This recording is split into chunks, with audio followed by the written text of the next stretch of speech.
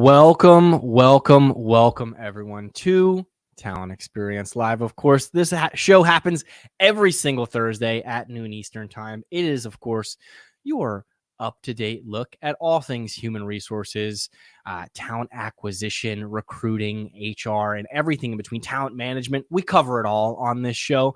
We like to say around these parts, it is the greatest show on the internet. No one has told us otherwise. So we're going to continue to say that until you do. That's right. This is better than you. This is better than the upcoming season of Ted Lasso or Succession. Any of those are all great, but they are a mere second to what we put on every single week here on Thursday. Talent Experience Live, of course, is brought to you by the good folks here at Phenom, whose purpose is to help 1 billion people find the right job. That's not just find a job, it is find the right job. And obviously a tall task in that. It's something that wakes me up in the morning. I no longer have to take pre-workout to go to the gym. I just think about helping 1 billion people find the right job, and that motivates me enough. And of course, how could Phenom possibly do that? They do that through their intelligent talent experience platform, which helps candidates find the right fit faster, employees evolve in their current roles and beyond, recruiters achieve some next level productivity, which is what we're going to talk about on today's episode, as well as managers building better teams with data and analytics. One place where you will hear more about all of that is I Am Phenom, which comes up next month. It is the 28th through the 30th, just outside the booming metropolis of Ambler, Pennsylvania, in a little place I like to call Philadelphia. And today, just like last week, we are giving away a pair of tickets to I Am Phenom coming up in March. That's right, free of charge. How do you enter? All you have to do is comment in the comment section. So I'm going to keep an eye throughout the show. I'll shout you out, and let's get the comments rolling right off the bat with today's icebreaker question. Next Monday is President's Day. It is a 3-day weekend for me. I get to have a nice little daddy-daughter day, which I am excited about. But I want to ask you, what is your favorite place to vacation? I won't be vacationing this time. I'll let you in on a secret. My favorite place to vacation is Europe. I love the fast-paced environment. I love being out of my comfort zone and being really introduced to so many different cultures and so many different things. So let me know where your favorite place to vacation is. And if it's Philadelphia, I suggest you comment in the comment section, and you will enter for a chance to win 2 free I Am Phenom tickets. Maggie chimes in and says her favorite place to vacation is somewhere new. I love that thought of not going to the same place over and over. Some people do. I'll tell you my least favorite place to vacation. It is the Jersey Shore because I grew up there, Maggie, and it is no longer new to me. It has lost all of its specialness for me. I see Arson chimes in and says his favorite place to vacation is Singapore and Palma de Mallorca, which I believe is off the coast of Spain, right next to Ibiza. Arson, I've been there. It is a nice place. Blair chimes in and says Thailand. I haven't been there, but I know the former Arizona Cardinals coach is there. He's probably looking for the right job, so maybe Phenom can help him out there as well. Neither here nor there. We have a very exciting episode today. Cancun. Maybe you are tuning in from there, Vanessa, but it is a fantastic place to vacation as well. I've vacationed right above that in Tulum, which is a fun place. I see Sharon says exploring somewhere new in the States. These are all wonderful things. Sharon, have you been to Philadelphia? If not, you just entered for a chance to win 2 free tickets to I Am Phenom, where we're going to cover some things around recruiter efficiency. We're going to talk about AI. We're going to talk about everything in between. So definitely check out IamPhenom.com. But today we are going to share a previous episode that we had with Bradley Cooper of SASR Workforce Solutions, where he talks about how they were able to roll out new technology to make recruiters more efficient, to add some automation and splice that with the personal and human touch of the recruitment team. So without any further hesitation, please keep commenting. If you like anything, we're going to take a pause in the middle and we'll unpack some of the comments. But without any further hesitation, here is Bradley.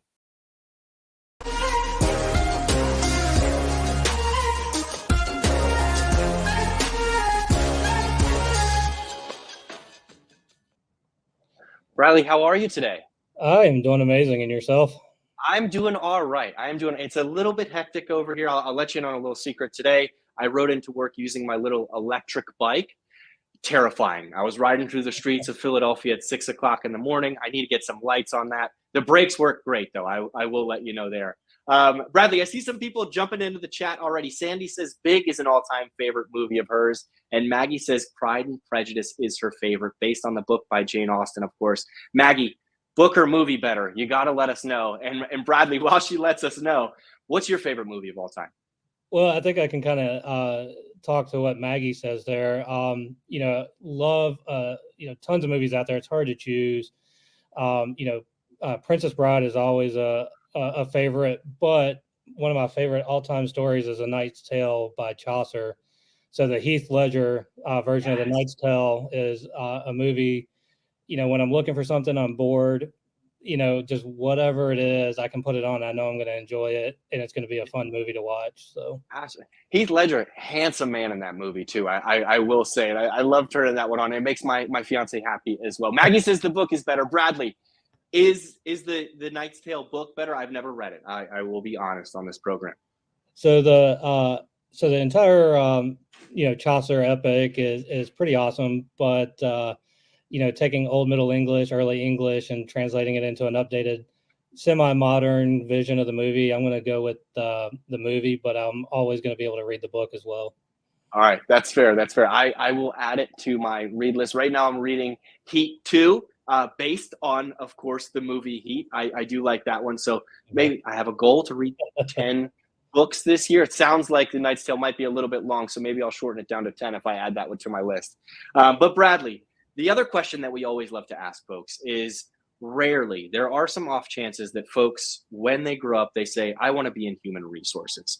I want to ask you, has this been, working in the HR industry, has this always been a dream of yours? And in turn, how did you end up in HR if that's not the case, and SASR? Yeah, so it's it's a really long story. I'll try to keep short. I may not look it, but I'm, mid 40s, so I've been around a while, and started working when I was very young at about 14 and a half. So did a little bit of everything, worked for the U.S. Forest Service, doing stuff over the summer in high school, got into grocery, like many high school students do, front end, bagger cashier, stock crew, and then continued to do some other stuff, some manufacturing, went to Newport News Shipbuilding and Dry Dock, welded, so built aircraft carriers and submarines. And then at some point I said, I really want to get into the medical field, and I've always wanted to be in the Army. So joined the Army back in 2005 as a medic, and did a couple tours. But one of the things you don't realize when you join as a medic, you end up doing a lot more than just taking care of people. You end up doing a lot of admin. You do data because you're doing injury and illness tracking. And so my dogs are in the hotel room with me, so that's why I've got. That's totally okay. So let me mute for.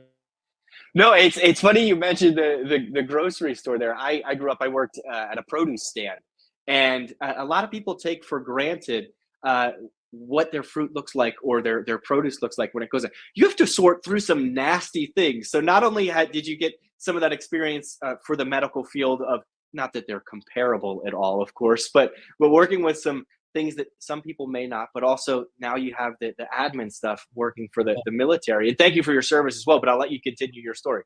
Yeah, I appreciate that. And my pack over here might speak up from time to time. So, it's okay. But yeah, so, just natural progression, 12 years in the military, mid-career, one of the things they do, it's either you go drill sergeant or recruiter. So I went recruiter and became a healthcare recruiter. So doctors, dentists, nurses, all allied health, college universities, hospitals, working with, the medical societies and all that to try to fill the needs of the U.S. Army. So very, very long process. In some cases, you're looking at upwards of 18 months to work with a candidate, 56-page security application. But you're really changing lives, right? So, when somebody comes to you, whether they're 18 looking for a scholarship or 45 years old and it's something they want to do, because they just always want to do it, and they've got buddies that are physicians that are in the Army and things. It gives you purpose every day, and I had a few life changes that just made me want to stay in the Raleigh-Durham area, including meeting my fiance at the time before we were engaged, and so I decided to leave the Army, and SASR found me and led me into what I do now with them, and that's a secondary long story. So I'll take a pause there if there's any questions. Yeah, absolutely. No, I think it's always so interesting hearing how people get into the world of human resources, right? And so many times when I ask that question, people kind of say, hey, it found me, right? Like there was an option, a path. I'll give you an example from myself. I started off in sales. I like to say that sales and recruiting are oftentimes very synonymous, right? You are selling an organization to a candidate versus say traditional sales. You're selling what that organization is selling to an audience, right? So a lot of transferable skills there. And for you, it was expertise, right? That understanding of what is needed from the medical field within, the armed service, and then looking to fill those roles. So that is exciting. But you mentioned there, SASR found you. So I have to ask you, for those who may not be familiar with SASR, how would you give your elevator pitch? Let's say if you ran into them at a grocery store, I don't know. Yeah, absolutely. And just to tell you really what the difference here is, I just talked about an 18-month life cycle for a candidate. So I didn't know SASR, I didn't even think, it wasn't an industry I thought about. So, day one, the interview calls, I had to learn what we were. 5.5 years later, I've gotten a lot better explaining what SASR does, but I'm still always trying to find the right way. So when we think about it, we're high volume staffing, meaning that we hire a lot of people every year to service our clients. And we work within several sectors of the retail industry that support that. So we're talking, as I mentioned, my grocery experience, grocery stores, C-stores, home improvement, large big box, all the major retailers, the pharmacies, the CVSs, the Walgreens and stuff out there. And we do that with either a direct, consultative type relationship with our strategic partners where we're providing the total solution. Or in some cases, we have partners that come to us and say, hey, we need some help with our staffing needs, and we need that skilled labor that can do merchandising, maybe work in warehouses and logistics. And, can you help us fill those gaps? So we work anywhere from a half-day project one time all the way up to multi-month, multi-year projects where we travel folks. So a way I like to think about it a lot of times is just the easiest way is most likely at some point you've had a SASR employee in your facility, your store. You just might not have realized it was us working because we're either working as a direct relationship or is that kind of secondary relationship. Yeah, absolutely. I think that the best example is SASR's there, but you don't feel that they're there, right? They don't feel like they are a separate entity from the organization. Now, you mentioned that SASR found you, and being the fact that we do get a ton of recruiters that tune into the show, I have to ask you, how did they hook you? What got you? Because you weren't familiar, as you mentioned. Was it an outreach email? Was it somebody cold calling? And now that you've been there for 5.5 years and quite frankly, mastered the elevator pitch, I will say, what do you love about your job? So you're asking me to go back in memory here a little bit, but I'm sorry, I caught you off guard. No. Honestly, I think at the time I had a little bit of buffer between me and the Army, so I wasn't in a rush to look for work. I was going back to school at the time, so my main goal was find something I could work around the school, college schedule. But I was like 3 layers deep in with AT&T. I had done the video recorded questions and all that, and then out of the blue, I get an invite over email saying, "Hey, we found you. Love to have a conversation."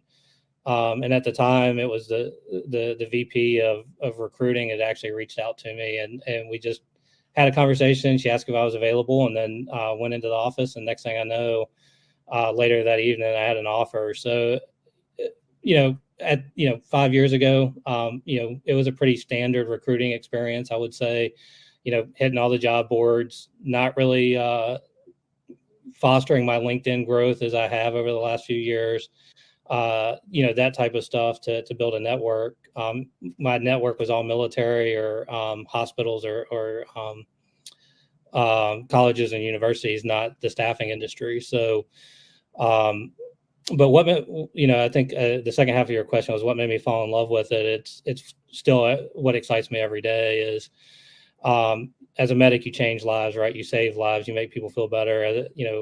Volunteering with a dental clinic in North Carolina where we did free clinics, once again, you're making smiles happen, so you see that personal impact every day. But on what I see at SASR is, 1.4 million hours of work last year that we did throughout the United States during COVID. Once again, a million hours, 1.2 million. That is all payroll that goes back into a local community. That's not just individual SASR employees that we're paying to do great work. They're investing in their communities by spending that hard-earned wage into their community. So the way I see it is we're making a U.S. impact because we're mainly U.S., but some of our vendor partners are international. So I like to think we're making a global impact. And when you work in something that you do, you see the power, the positive impact, the power of work through the people that you work with. It's just easy to get up and do it every day. So. Yeah, absolutely. I love that sentiment of you are funding communities, right? Where folks are going to earn their hard-earned paycheck, and they're not going to immediately put it into their bank account or whatever. Like, they have mouths to feed. They have to go out into the community. They probably want to maybe even relax after a tough day's work. I know when I worked in the retail environment and produce environment, the first thing that I wanted to do was go get a cooked meal for me because I was tired of putting together deli sandwiches. But neither here nor there.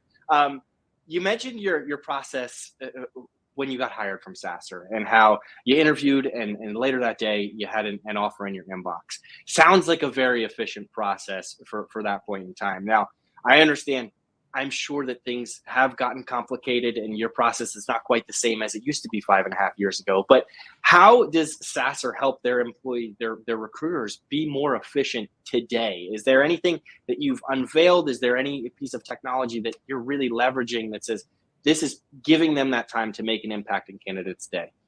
Yeah, so just the quick split here, is we have our recruiting for corporate, our agency, our staff that makes the business run. And, that was the experience I had. But then, all those folks that I'm talking about making that national, that global impact that we employ, they come through a dedicated recruiting team that is focused on that team. And it really is two completely different experiences. So, corporate recruiting, I would say that's still a pretty standard, experience for most folks, using all the job boards, all the LinkedIn, connecting to our ATS and things like that, because that's more as needed by the business, right? Whereas on the flip side of that, on our recruiter side, what we truly define as a recruiter, we started about 2 years ago looking at what opportunities we had to grow and scale. And one of the things that we realized working with some of those consultant partners that we did was we didn't have a great way to really effectively manage our candidates that were coming through the pipeline. There was a lot of automation built, but no personal touch to it. So folks would come in, they would hit our system, start filling out documents, and it may or may not get placed. So we started slow, tried a few other solutions, kind of built some stuff internally, and then really through our opportunities mapping that we did, found basically the top two contenders. We're talking about the Stanley Cup, and I'm lost my train of thought here. So, but Super Bowl, it's the best of the best. So we narrowed it down to two folks two solutions that we thought were the best ones to service us, and we chose Phenom. Phenom was, what we said was, lacking. Because it was hard for us to do talent communities, be able to set up, campaigns to folks that showed interest, but weren't really interested at the time, or maybe the fit wasn't right at the time, being able to segment by industry or as I mentioned, like grocery store, home improvement, that type of stuff as well. So really on that front end is we had to build out an entire recruiting process that was around, how do we get these folks interested, get them as fast as we can? Because when you're talking about one recruiter being responsible for 30 hires a month, we don't have a lot of time to let people sit, because we just have that much of a need for folks to go to work. And, so it's all about the ease of application, not necessarily selling who SASR is, but really telling who we are, showing who we are. Our career site wasn't really a career site; it was more of a job listing. And then even on the back end, things like having to take a candidate out of one solution, move it into another solution and a booking tool and it was a shared booking. Whereas, bringing on Phenom, it added a lot of enhancements to what we had available to us. And then we were able to enhance and improve our processes to become more efficient. So. Yeah. No, one thing you mentioned there was, you had to hire, recruiters have to hire 30 folks a month. And I automatically think you mentioned the difference between corporate, hires and then some of these folks that are going to be out working on behalf of SASR in grocery stores, in warehouses, whatever that may be. If you're, short a person, and I'll speak for myself here, if someone's sick or something on the marketing team, we're able to pick things up and keep moving. If somebody's sick in a grocery store or in a warehouse, you have to pull people from different places. They don't have time to wait to get somebody out on the floor. So that efficiency and that speed, it sounds like was super vital, not just for SASR, but also the organizations that you're helping, right, at the end of the day. And pulling up some of those candidates in talent communities or sending out campaigns to keep them top of mind is always going to help a recruiter, no matter what situation you're in. Now, I have to ask you, you said you were torn between Phenom and another organization. What was it about Phenom? Was it our super slick marketing that did it? Bradley, tell me it was Talent Experience Live that you said, that's it, we're signing on the dotted line. Of course I kid, but what exactly was it? So as I kind of grew with the company, I kind of grew into this role. So the first part of kind of the discovery journey, I wasn't part of, but I kind of caught into it in the middle to the last part. And I think ultimately, one, it was the product itself. What was being offered, Phenom specializing in those products, whereas a lot of, and this is just something I found across the board, demoing everything from front-end technology to ATSs to HRSs, is so many people are trying to do it all now, that there's a little bit of everything with them. But that was one of the things, Phenom really focused and built out the front-end candidate engagement, interviewing solutions, over trying to handle payroll and things like that with some of the other solutions. But I think it was the team that we worked with. They worked with, because we also were in the process, and we just launched not too long ago, replacing our staffing platform that we home grew. And so that partner helped, and with the Phenom team really came to the table with the vision that we wanted. They put it on paper, the end-to-end solution of what that candidate to employee lifecycle would be, and being that Phenom was the front end of that, that's such an important part. That's one of the biggest reasons we went with it, was because we were able to, before we made our final decision, was that Phenom could not only bring value the day we launched it, but it was with we felt it was with an organization that was going to continue to bring value and work with us as we grew and scaled as well. Because nothing, especially nowadays, nothing stays the same for more than a week or two. So, No, no, and I liked what you mentioned there was almost the connectivity, but to an extent, right? It wasn't overarching where everything was trying to be built. You have your own payroll solution. You weren't looking to change that. But I oftentimes think of, because you also mentioned not having to copy and paste candidates into different technologies. And the example that I always use, I don't know if you're an Apple or Android user, but I myself am an Apple user, and I love that my phone connects to my watch, which connects to my laptop, which even connects to Apple TV when the latest season of Ted Lasso comes out. I love that I will get a notification on my watch, whether I'm at the gym, maybe not when I'm driving, that's probably not the best, but no matter where I am, it's like, hey, you have this new episode, definitely tune in to watch it. And I think of that, like that connection where if someone accesses your career site, submits half an application and then comes back, you have access to that in different tools, right? And one of the things that you mentioned was booking technology. So I have to ask you, are you leveraging a scheduling tool or anything like that? And if so, how is that helping your recruiters on a daily basis? yeah, so that was that was definitely I would say a big win for us, with leveraging the Phenom scheduling AI. I think I mentioned that, we used an outside booking tool where we kind of had, it was centralized. The recruiter manager was trying to, manage, track all that stuff.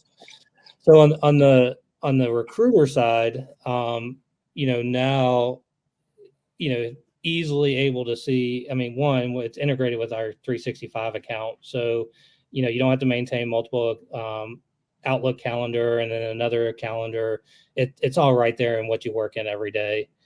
If, say, we as a company decide to have a company meeting, or even their recruiting manager wants to get a 11 o'clock huddle on a Friday, put it on the calendar. It syncs with Phenom. It syncs with the candidate experience.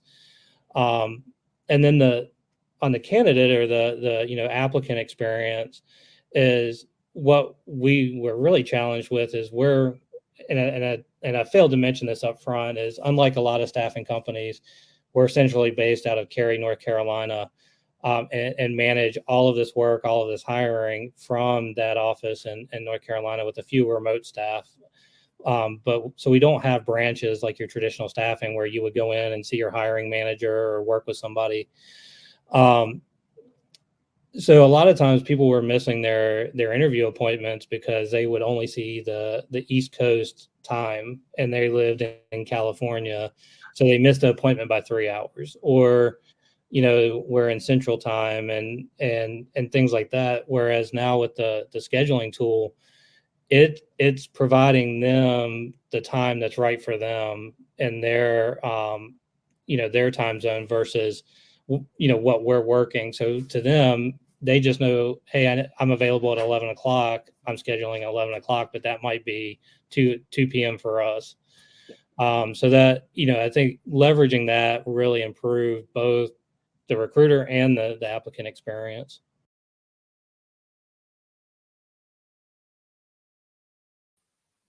Okay. So this is one of my favorite episodes that we've ever done on Talent Experience Live. Shout out to everyone in the comments section. I see Bradley Cooper breaking the matrix right now, saying that he is watching the playback of the episode. Bradley, I hope it lives up to your expectation. You were a fantastic guest. You did a phenomenal job. I want to call out a couple comments here, because of course, if you comment, you do win you have a chance to win, 2 free tickets to I Am Phenom. And we're about to give away 2 of those tickets right now. Sharon Woods said she likes to explore someplace new in the United States. Kim says that she had a meeting with Bradley Cooper today. Talk about ironic. I wish I had a meeting with him today, but I'm sure we'll get one on the calendar for a future episode. Danelle Gordon says she has utilized SASR in a previous life, and they are a great organization to partner with. Danelle, there's no harm in partnering with SASR again. Feel free to do so. But I want to call out 2 things real quick. Andrea Slotin, if you are on, last week you won. I shot you a LinkedIn note. I didn't hear back from you. I'm going to give you till next week to get your free tickets. But if not, they're going back up on the market. And As for our winner today, this is our first winner. We're going to have another one at the end. Sharon Woods, congratulations. You are now have 2 tickets to I Am Phenom coming up March 28th through the 30th. I will be shooting you a LinkedIn message following this episode. Once again, if you have any inclination to go to I Am Phenom, but maybe budget's an issue, all you have to do is comment. I'll tell you what, if you comment at a friend to watch this episode, because there are tremendous and insightful things that will go into consideration as well. But neither here nor there. Congrats to Sharon, Andreas Lawton. If you are still interested, reach out to me, respond to my LinkedIn message. And without any more further hesitation, let's get back to the program with Bradley and myself. My recruitment background, I remember I was based out of Jacksonville, Florida. But they were opening up 3 new branches. One was in Las Vegas, one was in Seattle, and one was in Charlotte, North Carolina. And I remember trying to communicate with a candidate who was based in Washington, but that office wasn't open yet. So they needed to, sit out of Chicago or wherever. And I'm trying to do mental math to schedule these interviews for somebody else. To just press send, it sounds like it's significantly easier. And we had a conversation last week with a recruiter, Greg Chandler, who mentioned, and multiply that even, you mentioned different parts of our country, even internationally, you can have time zone nightmares. Sometimes the British are 6 hours ahead. Sometimes they're 5. I can't keep up anymore. Daylight savings time. Is it happening? Is it not? Arizona's the same sort of thing, but neither here nor there. It sounds like this has helped the business. What I want to ask you is, obviously you mentioned staffing, right? And helping out organizations. And we kind of chatted about it a little bit, where speed is very important to help your clients get talent into the door quickly. But oftentimes when I have conversations with folks who may be recruiting more for the corporate side of the business, they say personalization is most important. When it comes to your industry, is it speed? Is it personalization? Is it a combination of both? What does that look like for SASR? Yeah, so it is definitely a combination of both. And the personalization is key, both from being able to have what you need as an applicant or a candidate at your fingertips the way you want it. But it's also about having that conversation with, somebody in the organization that can help you along. But at the same time, speed is very vital to us as an organization, because one, we're looking to fill the roles for our clients. But two, a lot of times for the employees, they're the type of staffing that we do. It's a lifestyle. It's mobile first. Most of the folks that are applying using a mobile device, not a computer. They don't have resumes handy or ready. If they do, some of the higher level more skilled positions will, but for example, like a general merchandiser, they're looking for work and they're looking for it today. They're not looking to go through a multi-step interview process, things like that. So the longer we wait to have the conversation with them, the less likely they're going to be interested in the organization. So speed is paramount for both the candidate and for SASR. And I think in a way we tried to make it too speedy when we first launched Phenom. We said, we work in a business that skills can be taught. We're really looking for the people who want to be part of an organization with our values, with, serving with love, doing the right thing, creating solutions and delivering, exceptional results. So we'd rather have our recruiters have 30 minutes to spend with you on the phone to discuss who we are, who you are, and, how do you fit with the values of our organization. And so we just said, hey, we just want to know your name, your phone number, and your email. And then we realized, wait a minute, we don't know where this person lives. So we actually had to go backwards and add in a minimum of, at least a city state, and the reason for that, we thought, well, we'd be able to figure it out by the job. And we travel folks. I mean, we probably 50 to 75% of our work, folks are able to travel. We manage their bookings and their hotels for them. We have a whole team that helps our folks go from job to job. And we're always trying to find ways to balance that speed.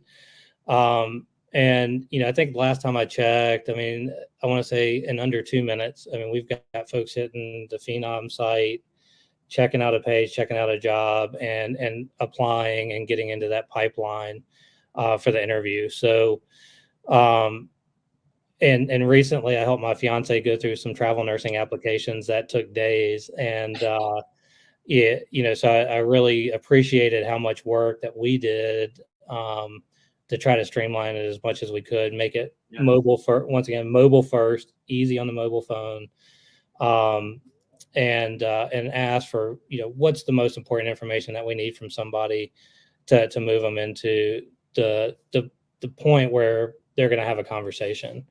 Because our goal is really everybody that comes to our organization, be it a new employee or even a rehire, because once again in staffing, folks come and go, and based on how their situation is, or what job situation is in their area. So, we may have somebody that worked for us last year, and that they're coming back to us again. It's all about that personal conversation and that true interview process to make that final offer to move into the organization. Absolutely. What you mentioned there was it takes 2 minutes, to fill out the application, but you follow it up with a 30-minute conversation with the candidate. And I think that's the level of personalization that probably sets SASR apart, right? It's understanding, hey, we're not going to sit you down for a 30-minute application, so that, and in your fiance's case, a 3-day application, which sounds horrifying to me, but neither here nor there. We want to get to know you as the person, so we can find the best role for you and get you there so that you can be successful, right? It's not just about speed, turn and burn, kind of like I used to do when I was waiting tables, right? It's let me get the next table in there. It's no, we want you to have the easiest process that you can, and then we want to get to know you from there. The next piece that I wanted to call out there was, you mentioned you had to go back. The process was a little bit too fast. And I want to use a NASCAR terminology. It's almost like you're driving as fast as you can with no brakes. You had to say, hold on, let's put the city state in there and make sure that we're finding the people in the right location. I can relate to that. I sometimes was a little bit careless as a recruiter, and I would just put in my own zip code in our 8 applicant tracking system at the time. That was terrible, Bradley. I'll tell you, when I was looking for a candidate, I'd be like, oh, there are a ton of candidates in this area. No, they're not. If you're familiar with Philadelphia, they are 20 miles away, but it takes 2 hours to get there because Route 76 is absolutely a nightmare. I digress. How has the application process helped your recruitment team by making it a combination of both easy as well as gathering that crucial information? Have they seen an influx of candidates? Are they able to reach out to them quicker with a better understanding of, okay, they're in the Cary, North Carolina area. I know that they potentially could be fit for 4 or 5 positions. Let me get them on the phone so that I can chat with them and find out which would be best for them. Has that helped? Yeah, so I think to kind of go back to, if we go back to our original homegrown technology, it was all about automation, speed to get somebody into the system. And, so we collected way too much personal stuff up front, like without a conversation. Then we jumped into Phenom and said, okay, well, we want to make it so streamlined. We're not going to ask for, but the only way for us to basically create a lead list, right?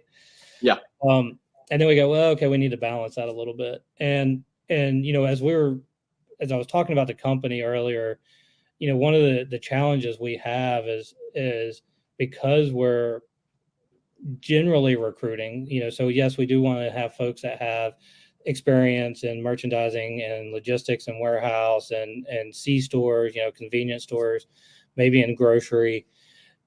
We're not looking for like highly skilled positions in the way where, there's degree specialization, certification specialization. And then we're doing that across the nation. So somebody I talked to in Florida is going to be completely different than somebody I talked to in Seattle. I mean, a great example is, call to offer somebody a job in Brooklyn or Long Island. It's a 0.75 miles from their house, and they're like, no, that's too far, I'm not working. You go out to Montana and say, hey, this job's over in Bozeman. They're like, oh, that's great, I only live 6 hours away, I'll drive there on Monday. As you really do have to understand your different market. So, we're always recruiting in the big cities, right? The state capitals, the major metropolitan, because there's always a ton of work. But a lot of our work, with like the dollar stores, they're rural. They're out there where people are you might not have the normal candidate pool. So as we built, one, we had our existing database and our former employees and former applicants. As this past year, as we've grown that in Phenom, we start, leveraging, a combination of, like drip campaigns. You have your kind of static one-time list where it's kind of like, we know this group of people, we just want to hit them one time because they were all previous employees, and it's a come back to work campaign. Yeah. Or we might have, something like, okay, well, this is a warehouse job, so this means everybody that's applied to this is interested in warehouse work. Well, maybe we only needed 10 folks at that time, or, maybe this was just not the right timing for all the applications we have. So then we can start doing things like more dynamic list, where if somebody's just an applicant, or maybe they showed some interest, we can start building campaigns that are, for all intents and purposes, living campaigns, or dynamic, where, they can kind of go in and out of that drip cycle of how do they interact. And that's been very important. And I'll probably say one of the areas I think that it's been highlighted is actually that rehire population. Is we've been able to re-engage former employees in a way that maybe is a lot more meaningful to them. Yeah. Versus before, they were in our system, they got the daily or the weekly job digest, or if something pushed out. So it wasn't relative to the point of, yep, I know SASR keeps sending me jobs, I'll see them one day. Whereas now with our marketing team, we can go in and build, something that's, one, eye-catching, that instead of just like a list of jobs, but can speak to something that's going on in the company. Like, so this year, we set a new standard across the board of, our base rate would be 15 and above in every zip code. So we operate in 42,000 zip codes. Sure.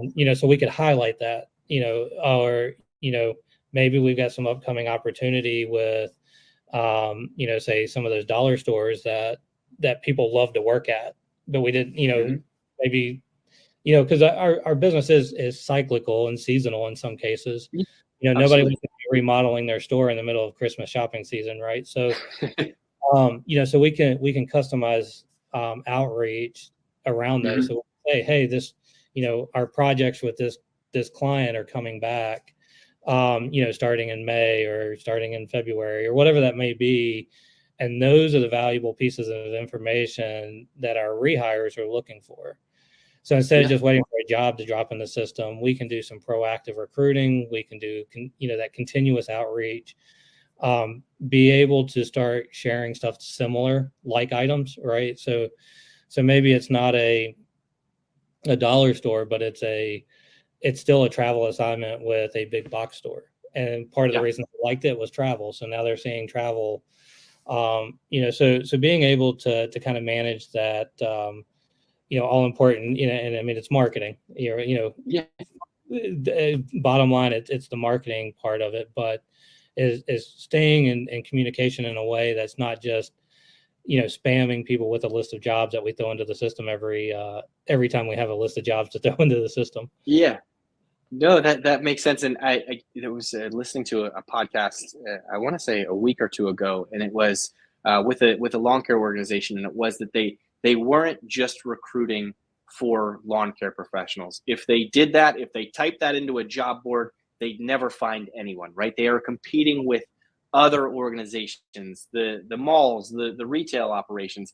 To your point, if someone is working in a dollar store and they want to work in a traveling position with one of these big box stores, the skills are very similar, I will say. And also, to your point, and I loved this that you mentioned at the top of the episode, skills can be taught, right? You are not disqualifying anyone because they don't check all of the boxes right off the bat.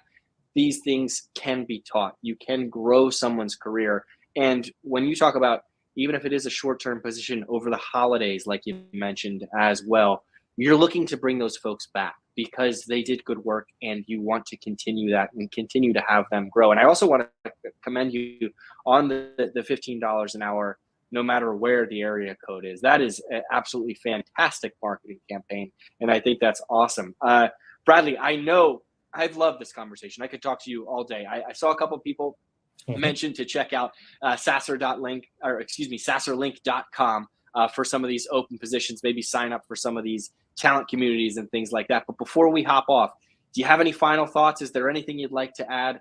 I know that I've spoken a lot. I have a tendency to word vomit every now and again. So anything that we may have missed together? No, I think from, the time I spent with SASR, the time that I've spent in this digital transformation process, it wasn't just about the technology. Technology is absolutely the base of it, right? I mean, you have to have exceptional technology to be able to grow and scale with. That makes your entire process, efficient, and but it's bringing in the people who matter the most, right? So when we were launching Phenom, the recruiters were there with us. It wasn't that we just said, hey, here's a product, go forth and make it work. It was, you're part of the discussion, you're part of the testing. And then on the flip side is, I will give us a little plug for SASR. We were recognized with the Talent Board's Candidate Experience Award for the second time this year, moved up a little bit as well. Yeah. Our new office, we hosted that team for one of their candidate experience events. And, that's just one step, is you need to know what your candidates are going through. So you need to ask, and, through partners, through awards like that, it's definitely a place to do so. But you can do it on your own as well. It's have those meaningful conversations so you can make sure you're removing any of the barriers that your recruiters or your candidates are going to face and what they do every day. Yeah. No, I love it. And yesterday, Candidate Experience Day, I saw the Talent Board and the candies mentioned. So hopefully you got to celebrate a little bit. Also, I wanted to say I am so happy that your dogs chimed in a little bit there. This is a dog-friendly show. I loved it. I am thrilled to have you on. I hope that we get to catch up at I Am Phenom a little bit in person. You're welcome back anytime that you'd like. Keep us up to date with what's happening with SASR and everything in between. Congratulations on the nominees, moving up in the Candidate Experience Award, the candies there. And I hope you have a wonderful weekend, Bradley. Thank you for joining. Yeah, thank you so much, Devin. And I really appreciate the invite to share some of our insights. Absolutely. Absolutely. Check out the SASR case study. I believe that Jennifer Thomas dropped it in. And Bradley, I'll let you get back to your busy day. I know you said you had 3 calls this morning. You got some calls this afternoon. I've taken enough of your time, so I'll let you go. Thanks again. Yep. Thank you. Bye.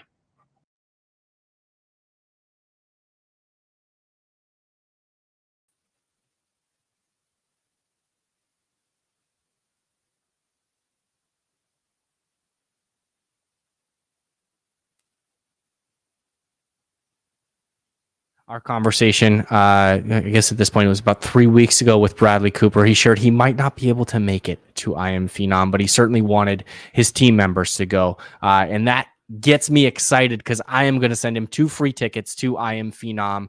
And for those of you who did not get them this week, I am working with my team to give away as many tickets as I can. We're starting to get a little bit limited here. So we are still running an early bird promo. If you didn't get selected this week, you can always register there at iamphenom.com. But tune in next week. We're going to recap Circle K's conversation with Darren Averill. This was a fun conversation that we had on Groundhog's Day, specifically around monotonous tasks of high volume hiring and how challenging it can be to hire frontline workers. So tune in there. I want to thank everyone for chiming into the comment sections. Congratulations to Sharon and Bradley. Thank you, Christina. Thank you, Vince. Thank you, Danelle. Thank you, Maggie. Thank you, Arson. Thank you, Blair. Thank you, Vanessa. Thank you, Kimberly. It has been an awesome episode. I loved the interactions. We're also going to work on a couple fresh episodes for the tail end of this month into March. But we are gearing up for I Am Phenom, so you don't want to miss that event. Definitely register. I hope everyone has a wonderful weekend. I hope you get to visit the places that are your favorite to vacation, whether that be a new place, like Maggie said, whether that be finding someplace new in the United States, like Sharon said, whether Arson said Mallorca, as well as Singapore. Blair said Thailand. I hope you get to travel to those places soon. But first and foremost, I hope you get to travel to Philadelphia for I Am Phenom, March 28th through the 30th. You won't want to miss it. And I hope everyone has a wonderful weekend. I know I will. Until next time, have a great weekend.